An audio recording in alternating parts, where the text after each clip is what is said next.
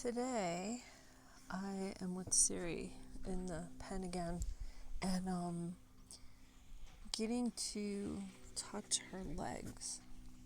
Now, I've decided to work with her in deets with the halters not like fully on their face. They're just kind of around their necks. And so as I was working with them, working with her, and starting to touch her legs, it really struck me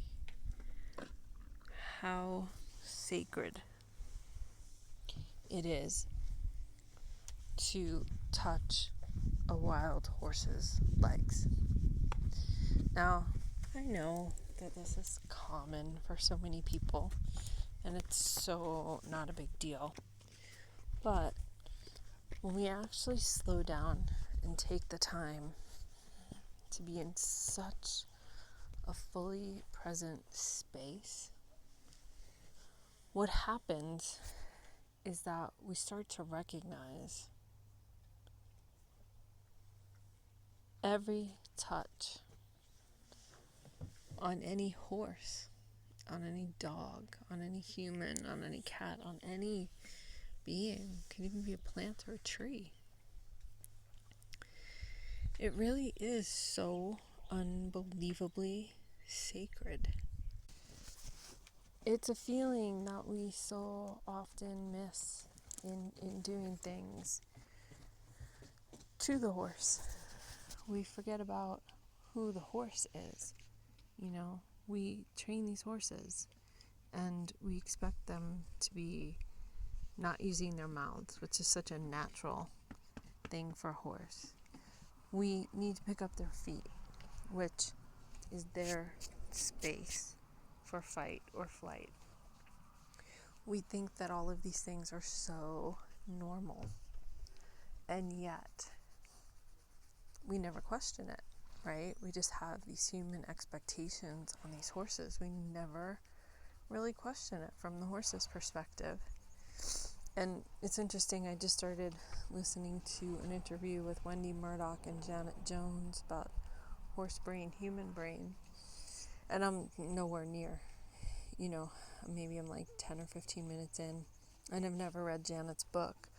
But the thing is that even though processes take place through the horse's brain, like they do in humans, similar, the problem is that a horse's first brain is their gut brain.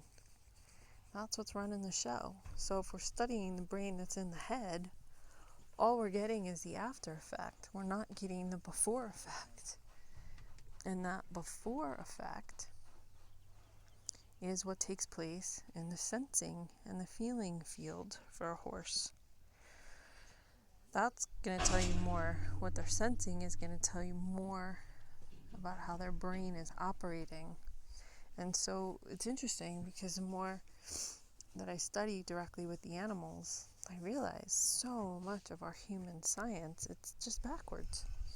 Even the neuroscience, it's backwards. Because you're starting in the brain as the first place where something takes place for a horse or even for a human. That's not where it actually first takes place. It first takes place in the gut brain. And so studying with them, researching with them, understanding from their perspective how things work at a sensing level.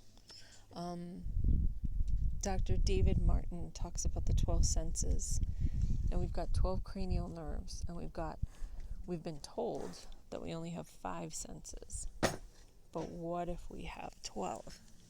So we've got the 5 senses connecting to 5 major organs in Chinese medicine for see, touch, taste, feel, and hearing.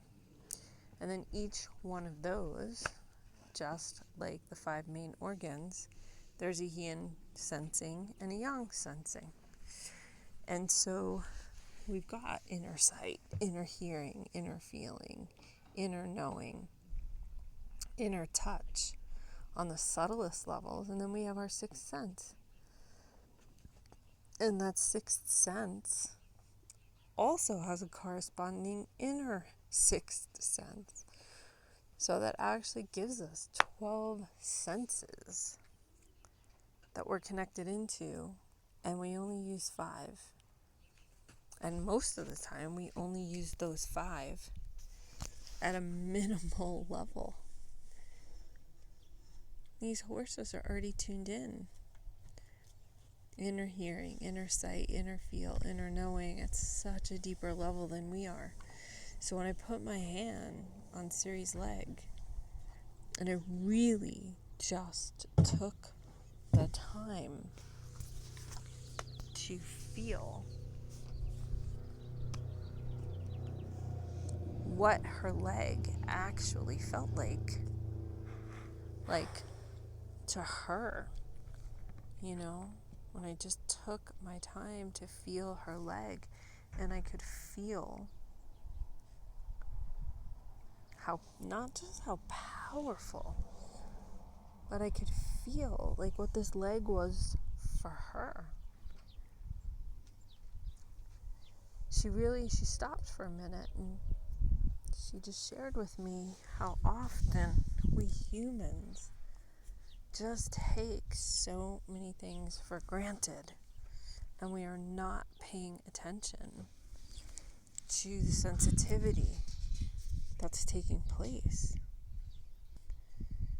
to the gentleness that is there. We treat these animals, like these big beings, and yet they're so highly tuned in. They're so highly educated to their environment. They're so deeply embodied in their bodies. And so today, I ask us to look at and to contemplate. So what is it like for your horse being in their own body? Like, do you ever consider that? Not as like how you can fix them so you can ride them, but literally like, what is it for a horse to be in their own sacred space of their body? And then to be in that body and then be in communion with the unified energy field. I'll ask people sometimes this question, horse people, and people that ride much better than I do, understand, tack and different things much better than I do. And I'll ask them this question, and they'll say, I never thought about that before.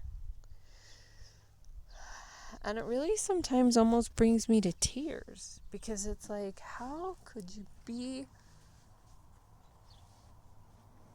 in a relationship with a being whose back you're asking to climb on, who you've trained not to exhibit most of its natural tendencies, especially if you're going to get on his back,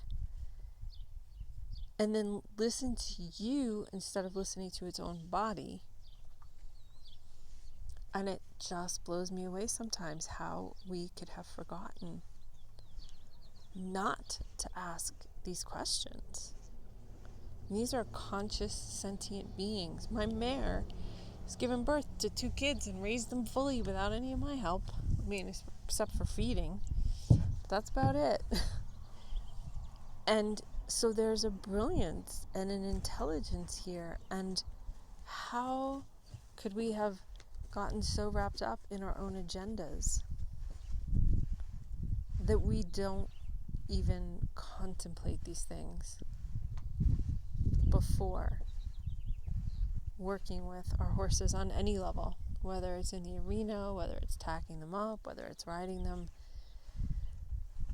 That was a really big eye-opener for me today. Sacred touch is every touch.